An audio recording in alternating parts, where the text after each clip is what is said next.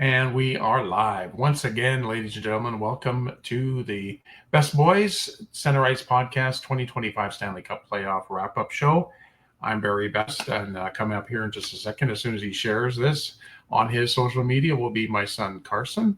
And we've been looking at every night. Every night we've come on after the last game of the Stanley Cup playoffs to wrap up tonight, or that night. And tonight there were 3 games, and 2 of them had possible series-ending games in which it did happen, and we'll get into that in just a minute. I want to first say that you can go to the Best Boys Center Ice podcast page on YouTube, and you can on MeTube. Yeah, on YouTube. No, my tube, your tube, and get all of the shows we've done so far for the playoffs.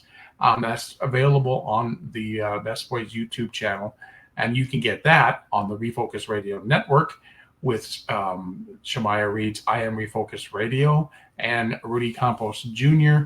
and Sweep the League, plus a lot of more great content. Where did I go to school? It must have been in Canada. That's why you had a 4th year. That's why I had a 4th year. That's why I had a 2nd year of grade 12. Yeah. We're going to do this every night of the playoffs, and we're getting now to the point where the East is almost set for round 2. Just one more bracket to go. And that's where the games were tonight. Yeah, the two of the three were in the games. East. And the 2 of the 3 games that were played tonight were possible series-ending games. And we'll start with for me, a little disappointing series. I really thought the Montreal Canadiens were going to hold their own and push the Washington Capitals, but it just I thought that they could have too, and it just really I guess, and I think you mentioned it after the last game between them, that Montreal's young and they couldn't overcome the experience of the Washington Capitals. So Washington comes up with a 4-1 win. Ovi got his 4th of the playoffs on a power play. I've said this before. There's been a lot of power play goals in the playoffs. Like every series seems like that's the make or break. That's the make or break is who can score the more of the power play goals. But yeah, you're right. I mean, I said it yesterday, and I still stand by it. Washington's experience just carried them through the series. I know in my bracket I picked Montreal to win because I really thought that Montreal could outpace the Capitals and control the speed. But they really didn't. I mean, they didn't have much of an advantage when it came to that. Washington was able to keep pace and really just shut down the offensive firepower that the Canadiens can bring you at points. And without Montembeault the last couple of games, that hurt Montreal. That hurt Montreal. Well, and I mean, they couldn't shut Ovechkin down. Obviously, he had 4 goals, so that's the big key to that team is if they can shut him down, that's a big part of their offense. But yeah, you're right. I mean, that hurts. They lost their starter. However, I think Montembeaut's in. I still really don't think that makes much of a difference. I think they might have gotten 1 game. And I mean, maybe we'll probably talk about this later on since this is the first matchup we have already for the second round. But I think Carolina's gonna get them. They're gonna get Washington. I think that they're gonna be doing to Washington. Washington was doing to Montreal, which is suffocating them. Yeah. And that's going to be interesting to watch. But yeah, Montreal, or probably to not much surprise at all, Washington wins the series. I thought it could have gone to 6, but in 5 they end it, and the Canadiens are done until October at this point. So good season for them. You know what? They're a young team. They're going to be back. They're going to be good for a while. They just got to keep the pieces they have, and then keep building the depth, keep building their prospect pool. But they should be around in the playoffs for a while. Now. This next one, very shocking. Very, as you see on the graphic, Florida has moved on to the second round, and you look at the bracket summary right between the 2 brackets that they beat the Tampa Bay Lightning in 5 games. They defeated 4-1 in series, and thus my bracket's cooked already because I had Tampa Bay winning the whole thing, and they only won 1 game. I mean, the series has changed dramatically in the last 48 hours. I mean, the Bolts had a 2-1 lead going into the third period in game 4 to tie the series going home. And then all of a sudden, Florida scores 2 late goals in the 10 seconds, something like that. And they win that game. You Mhm. feel like going into game 5, Tampa's going to come back, win at home, and go back to Sunrise. And they didn't. And there was a back and forth at the beginning of the game. It was, you get a goal, you get a goal. Like it was, Tampa scored first, and then Florida got 2, and then Tampa tied it. Florida scored, Tampa tied it, and then Florida scored the next 3 in this game. Big, just big win for them to move on. Luosterainen for them had 4 points tonight, so he had a big performance. Mhm. Obviously, Bob was key to that team, uh, winning all these games. Vasilevsky wasn't at his best. Obviously, he let in a lot of goals this series, but the stat I mentioned to you that's shocking, Kucherov didn't have a goal in the whole Yeah, series. He the didn't have whole one, series. not one goal, and that's not the key to the Tampa Bay Lightning winning games. He didn't score a goal, and that's not good for them. No, like you, that was well, like I didn't realize that until you texted me that he hadn't Yeah, even gotten a goal. It's like, are you kidding? No, it's like yeah, because I, Gensel had led the team. He had yeah, 4 goals in the series. But yeah, Kucherov had none, no goals. I'm disappointed because I really thought that this one would have been the one that would have went 7. I Yeah, thought this one could have been the one that went 7, and Florida is just that. The they're last three gritty. years, they're the money team. They're made it to the Stanley Cup Well, Finals 2 years in a row, and Well, you look know, at what difference having Marchand makes to them. mhm. He's been really good with them. Like Now, he's constantly on the ice when they're getting stuff going. What did you say? What were you gonna say? well, I was going to say something, but you continue your thought, and I'll mention it afterwards. Yeah, he's been key. And I mean, I was watching because I was at the gym at the end of that game, and they had Tkachuk doing the post game interview. He only played less than 11 minutes. He didn't play really. So he doesn't even have to play that much to be a factor. He had a point, but I like how Marchand stepped into the role of the team where he now is just one of the guys. He's not the leader. He doesn't have to be the captain. He can just go and play. And he's Yeah, been fitting in really well. And this is going to be a hard team to beat. I mean, they're not having any Stanley Cup hangovers. And this Tampa Bay team is a very good hockey team. And they just steamrolled them. yeah. Marchand had two assists tonight, so he had 4 assists in this series. So, and I know this is kind of early to talk about this, but do you think he stays in Florida? I don't think he's going to stay in Florida. I think he's more of a short-term rental. I would like him to stay there. He looks good there, but Hmm. he's definitely not going back to Boston. I could see him. I don't know. I mean, it's so tough because there's so many good options for him where he could be. I would like to see him. It'd be a tough swing, but I'd like to see him go to play in Dallas because Yeah. I don't think they have that guy on that team that can really just tick you off and like get under your skin. No, you Meanwhile, don't have the Florida, guys. how Yeah. many of those guys does Florida already have? Well, they And got they've got Kachuk. They got Kachuk. He's Bennett, probably the biggest one. but yeah, I mean, he would be a good fit in Florida if he stayed, but it's going to be a matter if he wants to, and if not, I really could see him going to Dallas or like another Western, even Edmonton.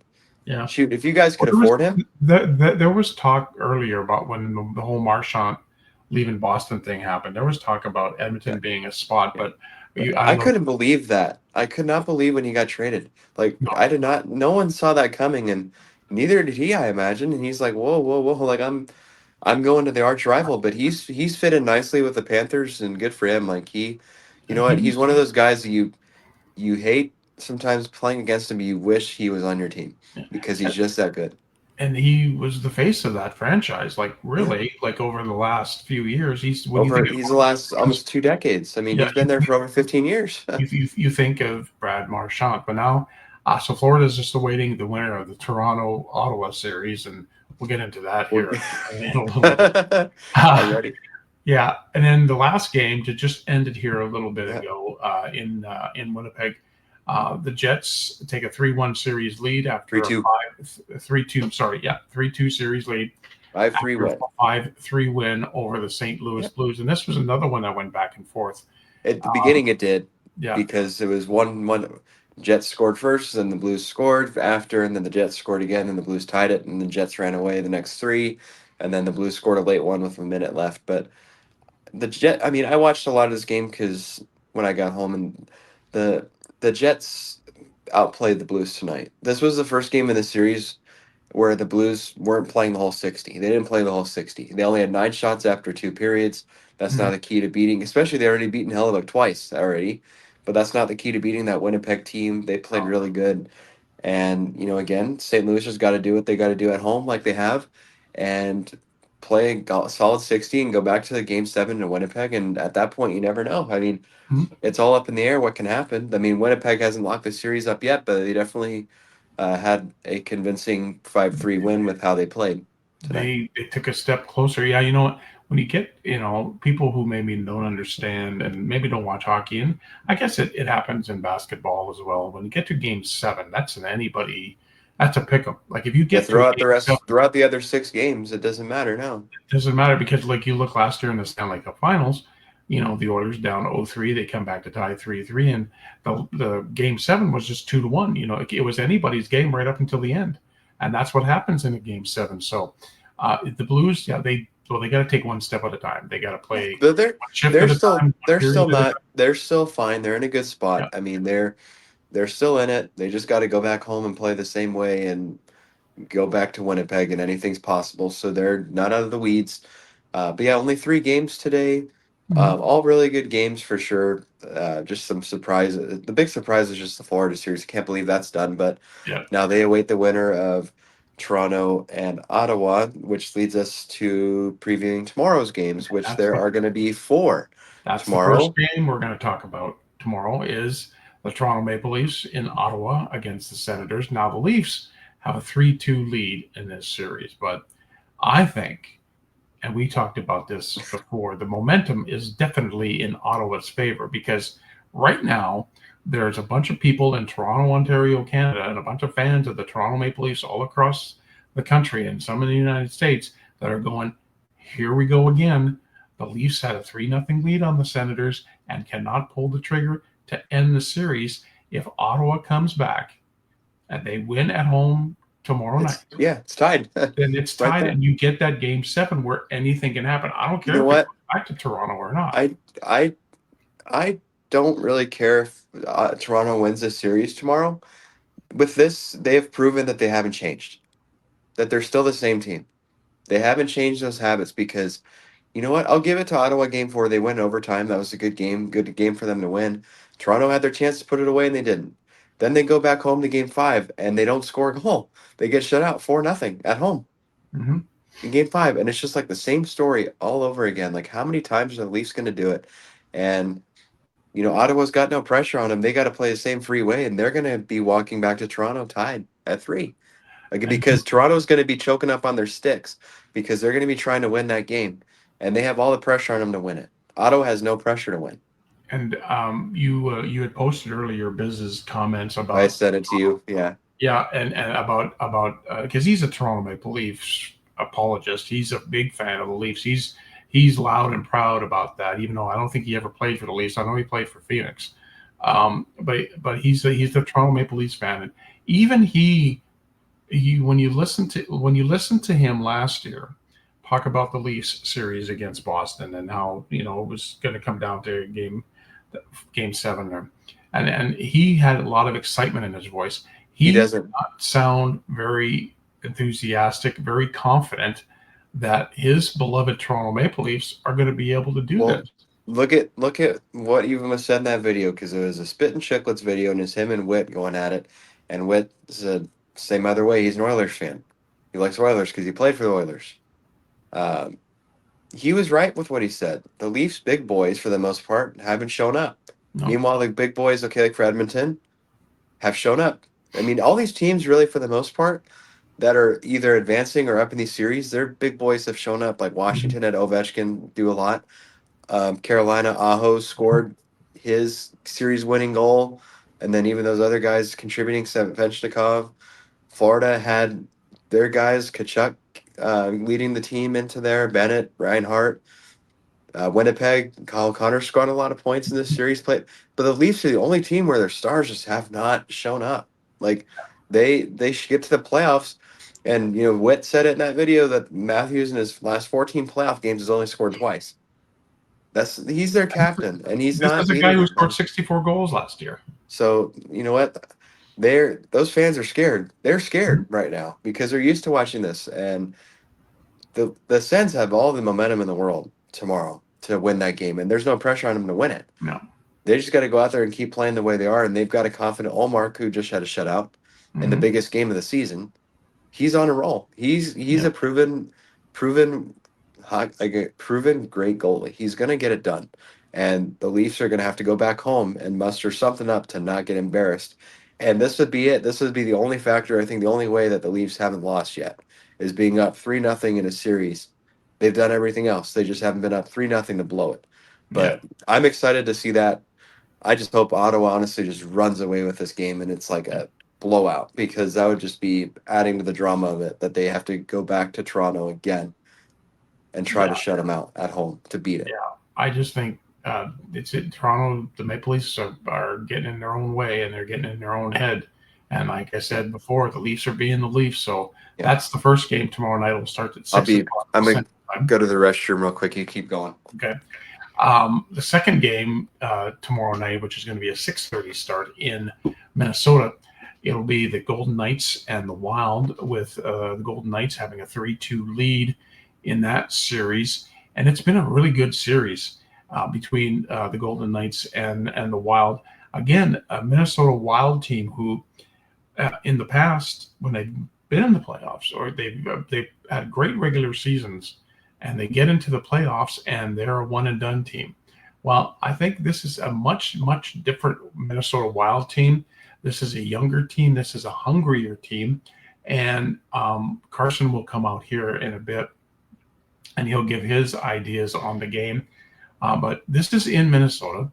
The Golden Knights have looked good at points, but then they've looked really bad at points too. And I think this is a perfect opportunity for the Minnesota Wild to take this game at home, do what Ottawa might do tomorrow night against Toronto, and take this to a 3-3 and take it back to Vegas. And again, you get to that game like Minnesota, like we had talked about earlier with the Blues. The Blues have nothing to lose. They're not supposed to beat the Golden Knights. No, and They they're were going just to going to be a stepping stone for Vegas. Yep. And they're becoming a thorn in the side of the Golden Knights. And they were so close to winning that game yesterday. They're going to go It into. was just that one. They're going to go in offside. Yep. They're going to go into Game 6 being so upset because they could have been up in this series, and really, I think they should have been. But Vegas got more time to look at that play and challenge it again. Yeah. Which, if that wouldn't have happened, they wouldn't have challenged it. They wouldn't have challenged it, and Minnesota would have won that game. But it is what it is. But Minnesota's going to be upset because they should be up 3-2 in their minds. Mm-hmm. They're going to go in there, and they've got a lot of heart to go in there, and you never know. They go back to Vegas, and I mean they've won a game there this series. They can do it again. But that's going to be a fun game to watch. Really intense, for sure. And that crowd's going to be electric. I'm excited to watch that. And then after that, we get another great game out west. The next two of them that we're going to discuss are out west. The Colorado-Dallas series heads back to Denver for Game 6, where the Avs can be eliminated by the Stars at home again for the second straight year.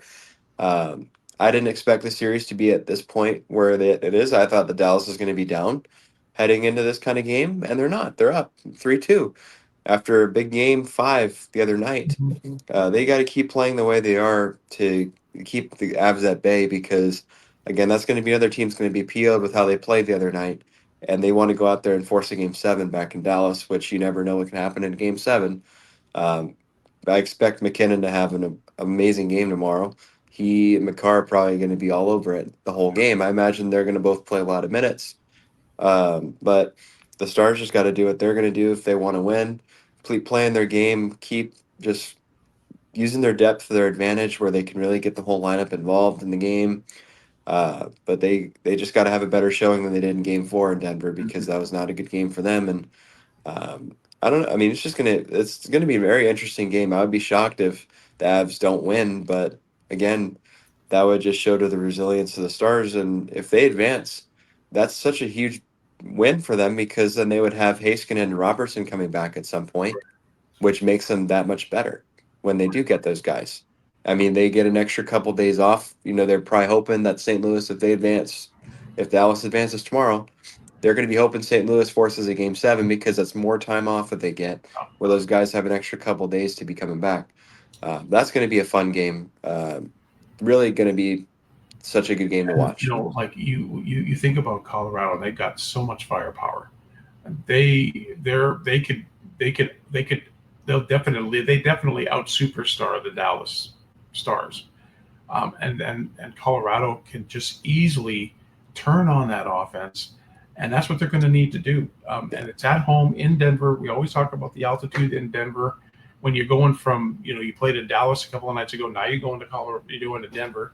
But they've gotten used to it over time, at least, because they're used to playing there. But it's a different animal. It's a different animal, but you're right. It's going to be a great game. It's one of those. It's another scenario that we could look at. This could be going to a 7th game. Yeah, or it could be done. Or it could be done. It's one of those.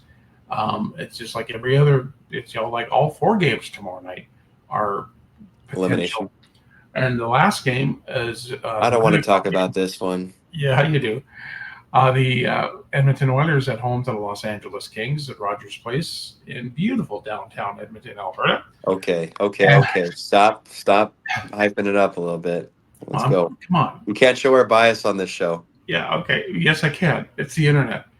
The Oilers up 3-2 after losing the first 2 games in this series. They've won the last 3 games.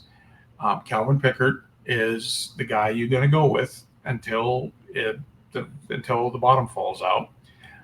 What I have liked about this series, and as it's gone on, the bottom 6 guys are they're getting on the score sheet a little bit, but maybe what the key to the bottom 6 playing is the forechecking that they're doing, and they're causing a lot of problems and keeping the puck in the O zone in LA's zone.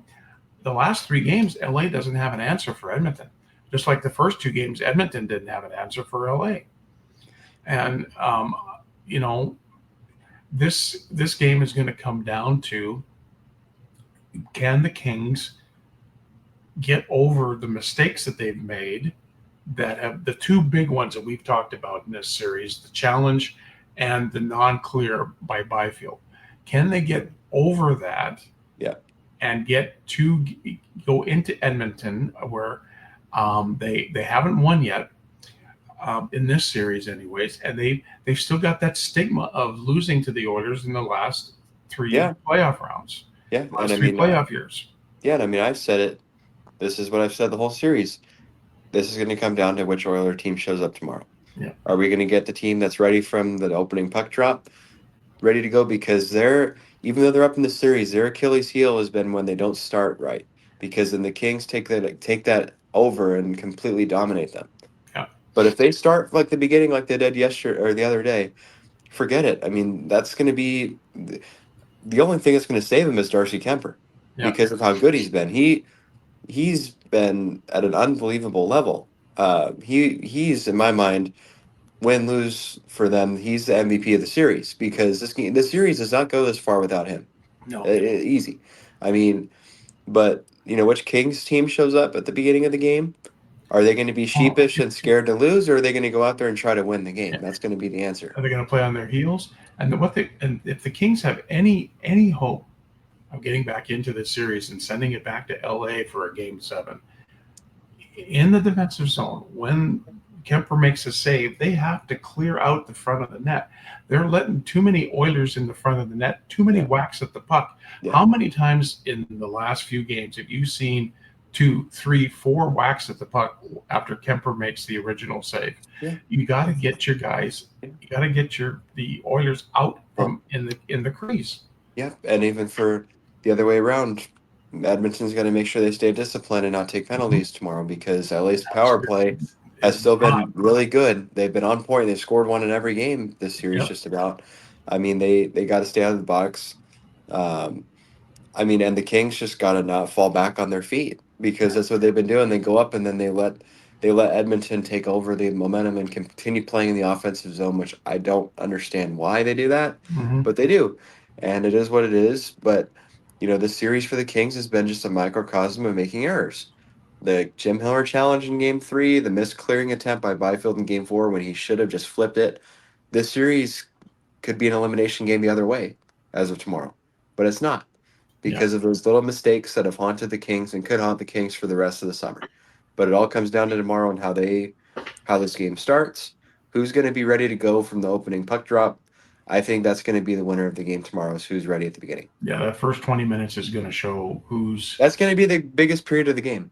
I Yeah. think bigger than the third period Yeah. is who's ready to go, because if the Kings can start out hot, they take the crowd out of it, and that makes it a completely different ball game at that point. It Yeah. really does. But that's going to be a really good game. I'm excited for that one. There's going to be 4 big games tomorrow night. All of them Elimination potential scenarios. elimination games. We could have the entire. I think no, except for the The Winnipeg Blues and Jets. We could I have. don't think that's going to happen. I think tomorrow there's going to be. I honestly think tomorrow there's going to be only one elimination. And I think that's going to be in Edmonton. I think the Oilers are going to win that series tomorrow.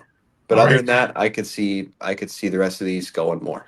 Than what they are. Okay, so let's go around. You're going to go with Ottawa. I'm going Ottawa, Colorado, Minnesota, Edmonton tomorrow. Yeah, I'm going to go Ottawa, Minnesota, Dallas, and then Edmonton. Okay. So we're going I think you're going to say LA. No, I'm not going to say LA. I'm not going to say LA.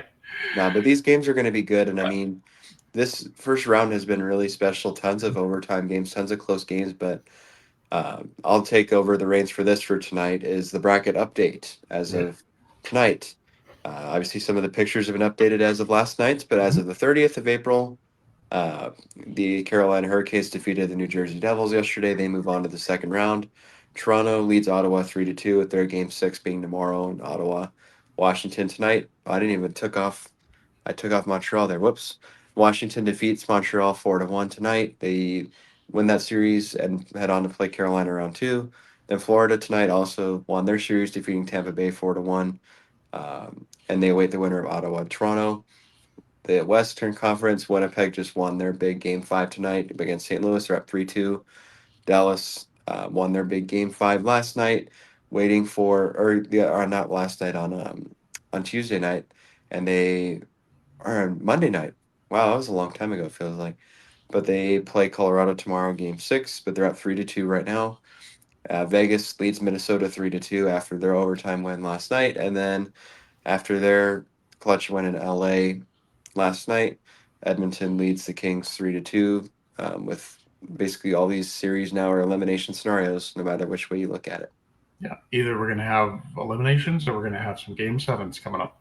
And so the funny thing about that is that should all these series tomorrow somehow go to Game 7, all of the Game 7s would be scheduled for Saturday. All of them. All of them. So, Wow. I mean, you've got to imagine that that's just going to be, that would almost be so awesome. But depending, well, you have a stake in it, so you probably wouldn't be as excited about it. I would be like, holy, like 4 Game 7s in one day. But yeah, it's going to be great. Great weekend. I imagine there's going to be some Game 7 on Saturday. Yeah, something. There's going to be at least one. There's going to be at least one, maybe 2 Game 7s. And so tomorrow night, we'll probably the game starts at 9, so we'll probably be on. We'll come on around 10 o'clock, talk about the game, and during the intermission, how the Oilers are already up 5-0. The game's over. The game's over. Yeah, we'll just kind of coast into the end of the game. We'll probably be on between 11:30 and midnight tomorrow, depending on, of course, if there's overtime. No, well, okay. You know what? I'll be fine with it tomorrow. That's fine. Yeah, if it's overtime, it's overtime. You can again get all of our nightly wrap-ups of the 2025 Stanley Cup playoffs on our YouTube channel, Best Boys Center Ice Podcast, available on the Refocused Radio Network. I posted yesterday's show on TikTok, and I think Carson's going to do the same thing as well. But yeah, we're going to be here every night after the last game is done, and as we go along in the playoffs, of course, the nights will be shorter. They won't be as late at nights as what we're dealing with. But that's the beauty of it. That's playoff hockey when you get 4 games that are starting. The 4 games they got to play between 6 and midnight. Yeah. It's just excitement. You go from one game to another. We're going to be on again tomorrow night after the Oilers Kings game. And it's just 4 great games coming up.